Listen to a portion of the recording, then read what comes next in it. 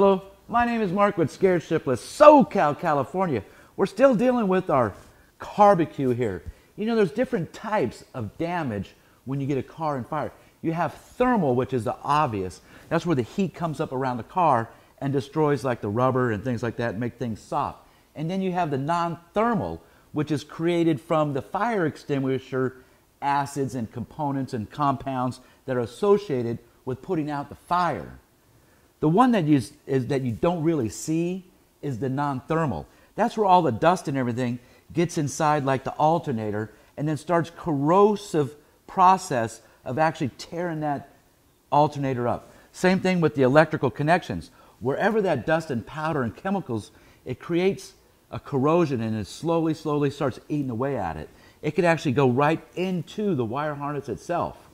The starter, underneath the dash itself, even the bulbs. When you have the thermal part of it, it actually attacks the rubber. So even though the tires may look good, you'll feel soft spots in them, making them tires dangerous.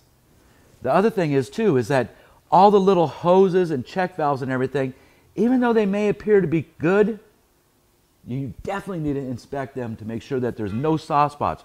A radiator hose blows, it could actually cause the engine to overheat, creating severe damage to the internals of your engine. Also, the corrosive part of it on the non-thermal part will actually attack the bolts. It'll actually eat that cad plating off, you know, the gold cad, the silver cad, even the phosphate coatings that are associated when you do a car correctly.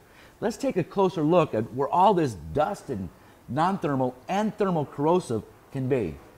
So let's take a look at some thermal damage. Right here in this area here is where the heat actually destroyed this tire in this little section right here. We've cleaned these tires off, and as you can see, it's pretty firm, solid, like a tire should be. But if we go in here where the heat actually made this rubber soft, you can actually see damage, thermal damage to the tires. The bad thing about the tires is the heat, just a little bit of heat, can create a lot of damage, making these tires unsafe. We're going to have to replace all 4 of these tires. Let's take a look at some corrosive damage. So this is one of our taillight bezels. The fire extinguisher, the sediment set on this thing, then it got water on it, and you can see that it's severely etched right here. We'll have to actually take this out, polish it up, get it re-anodized, and you got to look for any little speck on there, because what happens is it'll start blistering and become even more than just one little spot. So right here is some more obvious corrosive damage. Right in there you can see that it got wet. The acids from the fire extinguisher and other chemicals actually started eating this part away. We have some other things like the nuts and bolts, all the cad plating. Any little bit of corrosive material that gets on our cad plating is eventually going to eat it away, and when we do that, when that happens, it'll start rusting immediately.